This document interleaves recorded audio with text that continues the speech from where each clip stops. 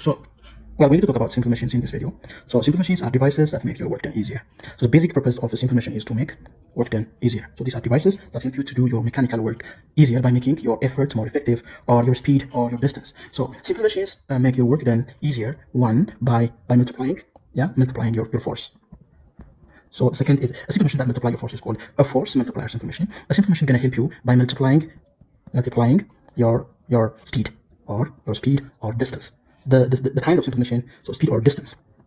Okay, such simple machines are called distance multiplier. Such simple machines, you can call it distance multiplier, or you can call it speed multiplier. The other purpose of a simple machine is change direction. It changes direction of your force.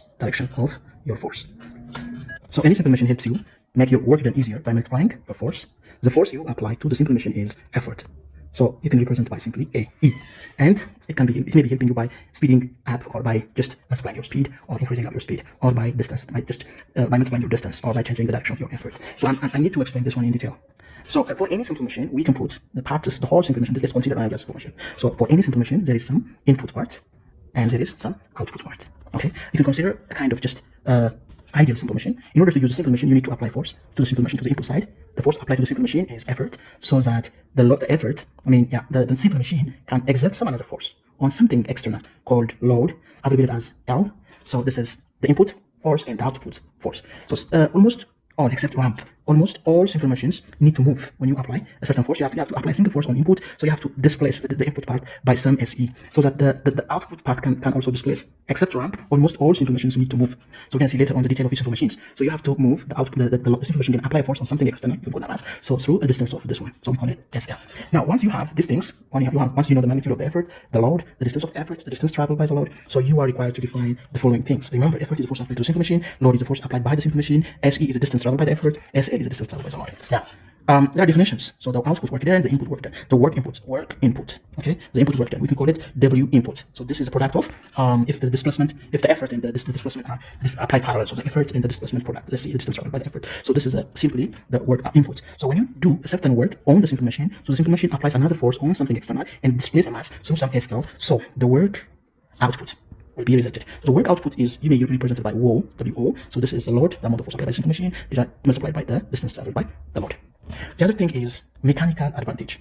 Okay, mechanical advantage tells you by how much either your force or your distance is multiplied. So there are two types of mechanical advantage. Actual mechanical advantage, the advantage you got by considering the frictional loss and the energy run out to just move the simple machine part itself is called actual. So this is the ratio of the load over effort. So the ideal mechanical advantage is also called the velocity ratio, which is the same as, so it's the distance ratio, the distance traveled by effort divided by the distance traveled by the load.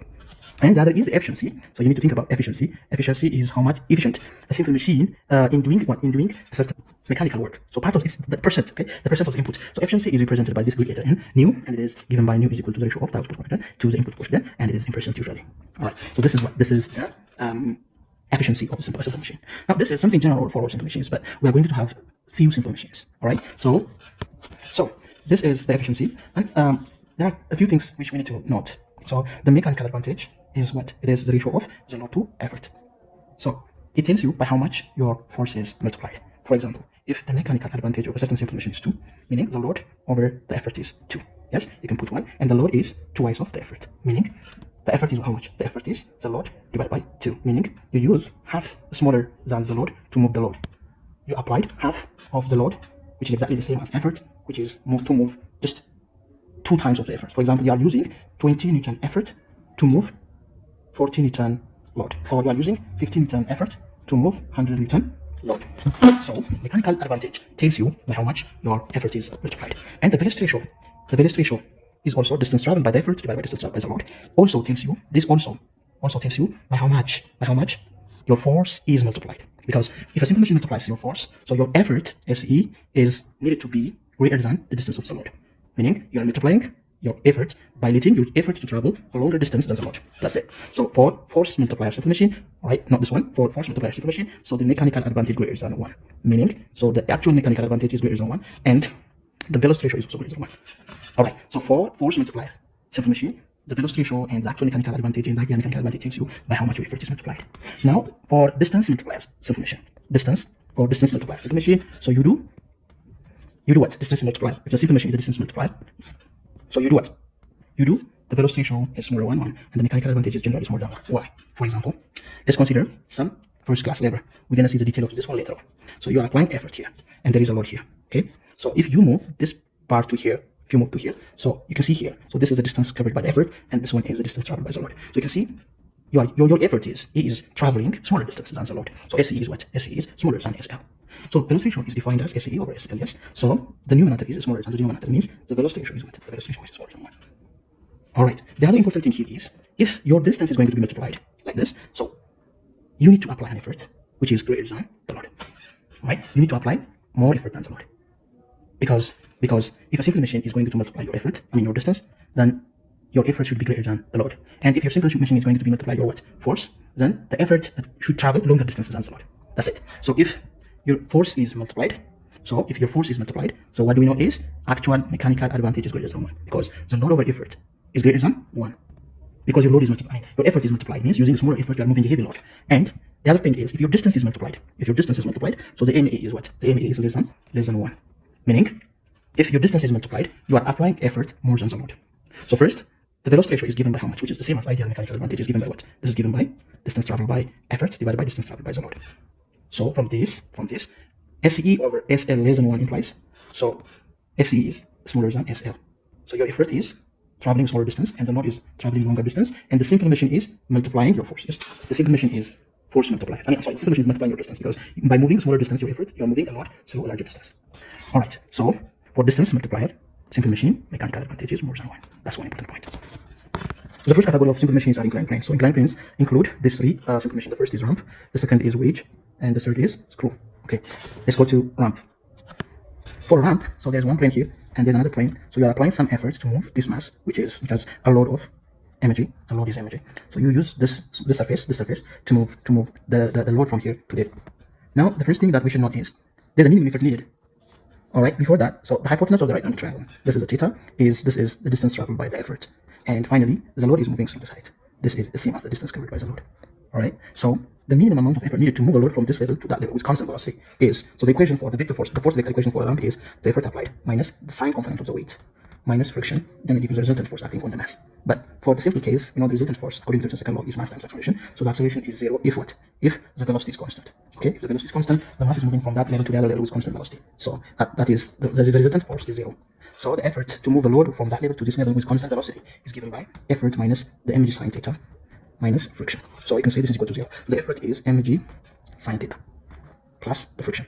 Or you know how to write friction? Friction is mu times the normal force, the coefficient of friction times the normal force, but the mu times the normal force is the weight, the cosine component of the weight, the mg times the cosine of the angle. So you learn this one in forces. So the effort is going to be the mg sine of the angle plus the mg, mu times the mg. The coefficient of friction times the weight times the cosine of the angle. So you can take the weight in common. So the effort is the mass times gravity into the sine of the angle plus the cosine, the coefficient of friction times cosine of the angle. So this is the minimum effort needed to move the load through a rough ramp with constant velocity. So what do we know from the definition of the beginning is the actual mechanical advantage is the load over effort, but the load is the weight mg times 1. You can put here. So the effort is this much, mg mass times gravity times the sine of the angle plus the coefficient of friction times the cosine of the angle. So you can cancel that mg, you can cancel this mg by this. So meaning the mass is, the actual mechanical advantage you obtain from a ramp is independent of its weight, but it depends on the angle of inclination and the degree of roughness or smoothness of the surface. So the actual mechanical advantage is equal to 1 over sine theta plus the mu times cosine of theta.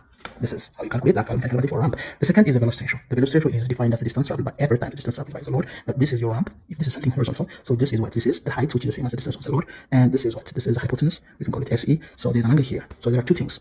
So the SE, how do you define? So this is the velocity ratio, but this is SE and this is SL. But we know the sine of that angle is the SL over SE. Right? You can put one and reciprocate both sides to get expression for the velocity ratio. So 1 over sine of the angle is equal to SE over SL, but SE over SL is the velocity ratio. So for ramp, the velocity ratio is independent of the friction, and it is 1 over sine theta. Or we can call it the hypotenuse SE over the height h. So this is how you calculate the velocity ratio of a ramp. So the minimum force is already considered. If you don't have the minimum, if it is not the minimum force, so you need to consider the velocity, because the effort, the equation of force equation is the effort minus the mg sine theta, the sine component of the weight, minus the mu times cosine theta is going to give you mass times acceleration. If effort is, the mass is not moving with constant velocity, so the effort needed is going to be the sum of all this. So mg sine theta, so plus mu mg cos theta, so it's mg, right? Mg, so plus ma. It's going to be the equation for the effort to move the mass with constant acceleration a. So the effort is, so you can take m common now, so g sine theta plus mu g cos theta plus the acceleration. This is if a mass is moving through the ramp with constant velocity. So this is the expression for effort. Usually we consider the minimum amount of effort is when the mass is moving through the ramp with constant velocity. So a wedge is considered as a double ramp. You can have some horizontal like this, then so you can have one ramp like that. Okay, this is one ramp, and you can have another ramp down here like this. All right, so this is wedge. So you apply effort like this, and the load is splitting like an axe. So the load is moving this direction. So basically, this distance, the distance between here to here, is called length of the wedge, and it is its length, and is the same as the length is the same as the effort distance. And the load is moving through this distance. Okay, this is the distance traveled by the load. This is the distance. So the SL is the same as the thickness of the wedge. The thickness of the wedge. So the velocity ratio for a wedge is SE over SL for other machines too. So this is SE over SL. But this time the length over the thickness is the velocity ratio. So the other simple machine is a screw. So this is a screw. So the other side, the other view maybe like this is a circle here. So there's a center. Here is the place where you apply a screwdriver. You apply a screwdriver here. So when you rotate the screwdriver once, so your effort is traveling through the circumference of the top, which is pi times the radius. This is the radius. So this is the radius. This distance is the radius. So and the load is just moving through this distance. This is the distance pitch length through one pitch from here to that one, from this to that one. So the load is moving through one pitch. The pitch length is represented by p. So the velocity ratio for a screw is given by 2 pi times the radius divided by the pitch length. The other categories of simple machines are pulleys. So you have 3 categories of pulleys. So the first is single fixed pulley. Fixed means it doesn't move with the load, right? So here you can have a support, and you can have the pulley here. So it may be centered here. So the center is somewhere here. So we are going to use a string. Yeah. Sorry, I need to redo it. So this is a fixed pulley. It is fixed here, meaning it doesn't move up and down. All right. It is fixed means it doesn't move up and down with the load. So you are going to pass a string through here. So let's pass a string. So I'm sorry. So let's pass a string. So there is the string here with the load. All right. Now I'm applying effort here. All right, I'm sorry for my drawing. So this is the effort applied. The effort is here. This is the load. So you're moving the load up and down. So the basic purpose of this simple machine is to just change direction. You're not going to apply a load. You're not going to apply an effort which is upward, but instead you have to move the load upward. You're applying a downward force. All right. So the velocity ratio of such pulley is 1. It doesn't multiply force or distance, but it is a direction changer. It changes direction. Direction changer. The second category of pulley is a movable pulley. Movable pulley. That moves with a load. So in this case, we are going to have a pulley like this. So this is a pulley. I'm sorry, let me redraw this. Okay, so we have a pulley like this. I'm sorry, this is not perfect circle. All right, I'm sorry. Oh, sorry, that's fun. So this is perfect circle. Now what you are going to do is you are going to attach the load with the pulley. All right, the load and the pulley are together because the pulley itself moves with the load. Okay, so you're gonna have a load like this.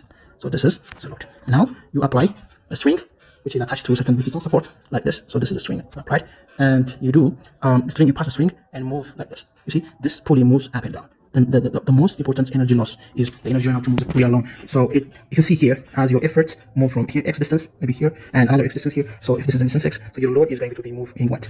Again, x distance. But the effort is traveling one x this side, another x this side. The distance traveled by the effort is 2x, and the distance of the load is simply x. The velocity for a movable pulley is, so basically it's SC over SL, but this is x to x over x. So that's 2. For a movable pulley, the velocity ratio is 2, meaning it doubles your effort. It doubles your. So the other pulley arrangement is a compound pulley like this. All right. So the compound pulley like this. This is a compound pulley, and it has some set of fixed pulleys.